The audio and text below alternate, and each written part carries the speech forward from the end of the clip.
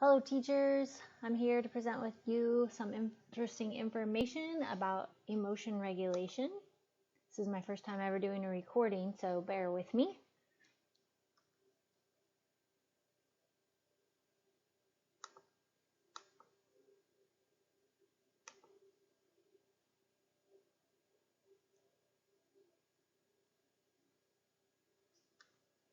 So how does understanding emotion regulation theory help you as a teacher?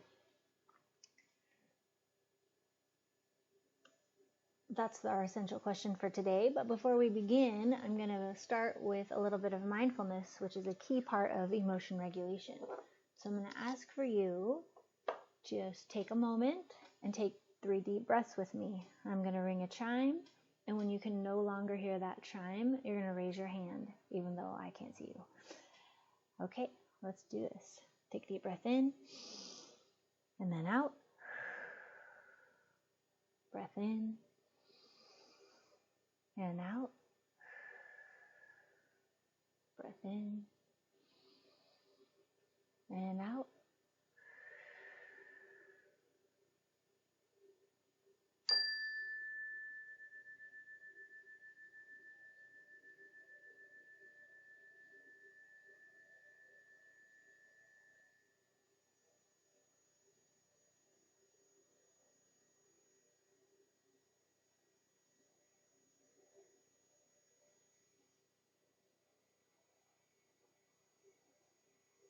Okay, so while we were doing that focus and listening exercise, my thoughts immediately went to, I hope I do a good job, I hope I didn't screw this up, and so I really went to a future focus in my mind, and then I was able to go back to the sound of the chime and pay attention to what was going on. So whatever habits your mind has, when you stop and listen to your own mind stream, that's being mindful. So nice work. So here we go. Emotion regulation, part 1. You'll be able to use this with yourself and with your students. So I'm sure you've all heard of the moniker, children do well if they can. It comes from Ross Greene's collaborative problem solving. Learning about emotions is just the same as learning about any other subject. Once adults get it, they can model it and teach it, and then students do well because they can. The learning targets for today are, I will understand the basic concepts of emotion regulation theory, basically what happens during the 40-second experience of an emotion. I will be able to identify a skill to use in my own emotion regulation. How do you regulate? You probably already do this. And you will know at least one developmentally appropriate way to help students with emotion regulation. All right, so I want to introduce to you Jency. Jency is a monster that dysregulates us. I like to use monsters to describe what happens when we get dysregulated. So Jency is a dysregulating monster that comes during a natural disaster or an emergency situation, such as the COVID-19 pandemic. You can imagine it takes a lot of skills to defeat this monster. The other monster that we're all getting dysregulated by today, or these days, is Winthrop. He shows up when we're not getting what we want. And he's pretty easy to defeat with the skill of acceptance, which we will be talking about more. Okay, so I put it to you that emotion regulation is a tier 1 intervention because everyone needs it. Everyone's experiencing the COVID-related emergency, and everyone is dealing with some form of not getting what they want. The most likely emotions in this situation are fear and sadness, and the most likely secondary emotions are anger. We're all in this together. This training is made so that you will all get a chance to share and learn to be empathetic with each other. We can all expect to experience some amount of fear, sadness, and anger throughout these times. Okay, so emotions are pretty amazing things. We can't make them go away because they are part of who we are. They actually do some really great stuff. They help us know what we value and care about. They're extremely important guides as to who we are. Emotions come and go in a wave, and that wave lasts about 40 seconds. Anything more is an emotional state. which is caused by not using emotion regulation skills. And all emotions have a purpose. Fear helps us keep from danger, sadness tells us what we value, and anger readies us for action. So here we have the graph of the wave of emotion. On the one axis you see intensity, and on the other is duration. So here's a wave of emotion. Here's what we would like that wave of emotion to look like. Everything above the dotted line is the skill of distraction. Distraction is a skill we're really good at in schools. We send kids out of the classroom, tell them to take a break, give them some kind of a soothing tool, tell them to take deep breaths, give them a little fidget to use. Those are all forms of distraction. And what we're really trying to get at is this area here before we get to that dotted line, and we have to go into distraction. So it's the beginning of the wave and the end of the wave. This is where we use our emotion regulation skills. And all through, we want to use the skill of mindfulness. Mindfulness is just that awareness, being in the present moment. That's something you can use at any point during the wave of an emotion. Here is the emotion regulation theory schematic. I'm going to go through the schematic from the point of view of a teacher and from the point of view of a student. First, we'll have the teacher. So, notice the square that says event, the vulnerabilities. So vulnerability is what you come into the situation with. So this person slept okay, ate well today, they took their medications, they have a previous bad experience with online teaching, they're dealing with the coronavirus. So they have a medium to low vulnerability coming into the event. The event that occurs is a student begins to cry and scream during the Zoom meetup. The first thought that the teacher has is, I can't believe this is happening. Of course this is happening. So physiologically, they respond with some tension, their breathing shifts, their heart beats faster, their ears get hot. They have the urge, this is just an urge, it's not what they do, to turn off the Zoom and give up. Now, what do they actually do, think, or say? They take a deep breath, they relax their muscles, they inquire if the student is alone or not, and validate the upset by acknowledging that it exists.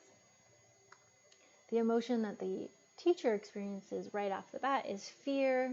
The secondary emotion is a form of anger, which we would call frustration. So, where can we use skills in this 40 seconds? Well, we can't use skills in the event. We can't stop things from happening. So that's not an area where we can be very effective. We can change our vulnerability. So had this person not slept okay and didn't eat their food, then that would be something that they could have done to help kind of keep their own emotion in check. We definitely have traction around perceptions. We can change our perception.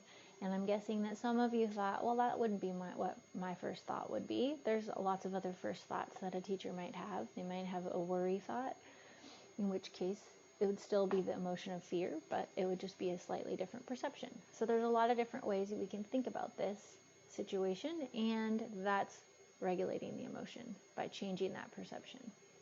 We can't change our physiology. We normally can't change our urges, but we can change what we actually do, think, or say. So there's a lot of skills that can be used in that area as well. So you can see how we quickly go from the emotion of fear into the secondary emotion of anger. So I'm not going to go through this, but you can imagine what the second thought might be. Anger galvanizes us, so the next perception might be, how can I help this student? How can I deal with this situation? I need to help all the students in the room, and I also need to help this one student who's having a problem. So that would be a form of dialectical thinking, which is a skill that we're going to be talking about more today. Okay, so from the point of view of the student slept okay, didn't really eat well, took their medication, doesn't have any experiences with being online, is super excited to see the teacher and friends. There's some tension at home with the parents, and there's only one computer available to the student. Again, low to medium vulnerability. Oh, also the student is dealing with coronavirus. The event. What happens to cause the student to be upset is they can't use the video component of Zoom. Their first thought is, I'll never get to see my friends and teacher again. Pretty understandable that their physiology went straight to crying, tension, fast breathing, tears welling up. Urge would be to curl up into a ball and keep crying. What did the student actually do? Cried and asked their sibling who was in the room for help. The emotion that they experienced was sadness. Secondary emotion is frustration, same as the teacher actually, and that's what helped them to get the help from their sibling. Hopefully that student was able to get their video working. So I mentioned the word dialectics. Dialectics is when two things seem opposing but are both equally true or valid. Some examples from the situation that we just went over are that the student is thinking that they're never going to see their friends again. Well, they might not get to see their friends during that Zoom meeting if they can't get the video working. However, they might get to see their friends again. Yeah, pretty likely.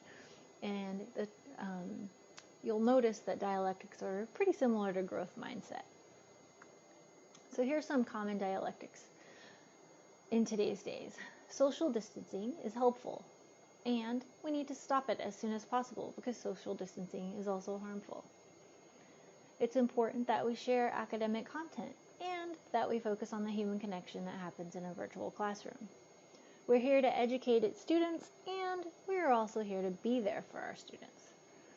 Students need to engage in their education, and teachers need to devise engagement strategies to keep students curious and interested. Emotions are not my job, and I'm dealing with them anyway. We are part of each other's lives, and now we have to do it differently. Alright, so next we're going to talk about validation and empathy, pretty important emotion regulation skill. Validation, when done correctly, has an immediate calming effect. Validation analyzes what is. Empathy is accepting what is. Empathy is not judging and not critical. So in the case of our student-teacher example, the student and the teacher could not judge the situation. They could just say, oh, this is what's happening. Of course I'm feeling sad. Makes sense. They could self-validate and they could validate each other. Validation with empathy communicates the understanding of why the person feels as they do. It's not necessarily agreeing with them, just understanding that their thought process is logical. All emotional reactions make sense given the context and causes. Sometimes they don't make sense to us because we don't know what the person's thinking. But if we did and we knew what they were coming in with vulnerability-wise, then their emotional reaction makes perfect sense and you can validate it. That'll sound familiar from the trauma-informed practices way of looking at things. So some things you can say is, oh, that makes perfect sense. You're feeling this way because blah, blah, blah. Or I would feel the same way if I thought I might never see my friends again. So validation is looking for the nugget of gold in a bucket of sand. Not everything around what's happening is valid, but you find the valid part and you empathize and you speak to that. You can, if you want to learn more about empathy, you can check out Brene Brown's YouTube. It's pretty funny. Okay, now we're moving into developmental considerations. So if you are teaching students that are in kindergarten through third grade, it's helpful if you stick to basic emotions. Now, I know you've all seen the huge poster with all the different feelings, faces, and that's pretty fun to use, but it can be confusing because most of those emotions will boil down to 8 basic emotions, or even 4 if some people will argue. So think about the show Inside Out. She didn't have 40 different little guys up in her brain. She had 4. So we have joy, sadness, anger, jealousy, love, fear, guilt, shame. Those are just some of the 8 basic emotions that you can keep referencing when you're working with younger students and helping them understand. Using consistent mindful routines, such as the chime that we use at the beginning of this training. Every transition can be noted by a chime and a moment of mindfulness. Dialectics at this age, students at this age can't think critically about what is happening to all of us, and they can have an understanding that helps them make sense of things. So, Moving up the age groups, 4th through 8th grade. You can move on from like identifying emotions to helping them to understand the rules of emotions, or basically what the emotion is telling them. What does it tell them about themselves? What does fear or anger tell them? What do they need? Fear tells them they're somehow at risk, their safety. Anger tells them they need to protect somehow. Use those rules of emotions to help them understand. And also, still, teachers need to have consistent and regular routines, and they need to be flexible to the individual needs of students. So that's a dialectic. And then students need to understand the rules and expectations, and students need to know when to be flexible and let it go. All right, so moving up to the high school level, some developmental considerations is that being an adolescent is difficult as it is. Teens are not many adults, although they sometimes seem like it. So we need to have a good balance of boundaries and flexibility as we work with the students, particularly in the situation we find ourselves. So, dialectics that are common: teens are often totally capable and able to do things. They're also often in need of support and guidance. Dialectic that a student might have is: the teacher is strict and she or he really cares about me. Thinking dialectically is a way that you can regulate your emotions in that 40-second process. Okay, so what do we have control over? We definitely can't stop things from happening to us, and we can't stop emotions from happening. What we can do is take care of our vulnerabilities. We can eat well, we can sleep well, have good sleep hygiene routines, we can exercise, we can treat any illnesses that we have, and we can just be aware of our triggers and our own circumstances. And the big one here is checking our thoughts. You can change them. If you catch that you're having a thought that isn't helpful to you, you can change it. You can't stop the emotion, but you can change the thought, which is pretty cool. You can change your body posture, so you can put your shoulders back, you can get into a Superman stance. All of those things will tell your brain, hey, everything's okay, we got this. You can work on your breathing by taking deep breaths. You can change the words you use, and you can decide what actions you take. That's all up to you. You can also use the above things and skills. The skills I want to talk about today are willingness and acceptance. Willingness. How do we become willing? When something's happening that we don't want to do, we have to do it anyway. An example is getting up when the alarm goes off. So when I'm teaching younger kids this, and even teenagers, I just ask them to put their palms up, because again, that signals to the brain things are doing okay. To take a deep breath. And then say, in their minds or out loud, I am willing. Just that moment alone can change the focus from I don't want to do this to I am willing to do this. I've watched it in action. It's pretty amazing. Acceptance, very similar, same kind of thing. You're putting your palms facing up, you're taking that deep breath. But acceptance is when we're not going to get what we want. So we just aren't going to be going to school in person. We're not going to see each other in person. It's just not happening right now, and we have to all accept that. We can put our palms facing up, take a deep breath, and just say, I accept. We're going to be doing this a different way of learning right now. Acceptance allows us to start to problem solve and move to what will actually work. All right, so helpful things to keep in mind as you regulate yourself. Remember that you can't change a student's behavior until you are creating an environment that supports that change. An example, you've got to be regulated yourself. Learning about emotion regulation is dialectical. You did not create this problem, but you are the one solving it. So how it looks for you as a teacher is up to you. And validation is not agreement. Validation is letting the other person know that you understand and that their perspective makes sense. All right. If you're interested in more, there are lots and lots more skills that you can use in emotion regulation on that wave that I showed you. I'll be talking more about those in emotion regulation part 2. And remember, take a deep breath. One step at a time. We will get through this. Thanks for your time, and thanks to all those who helped me put together this slideshow.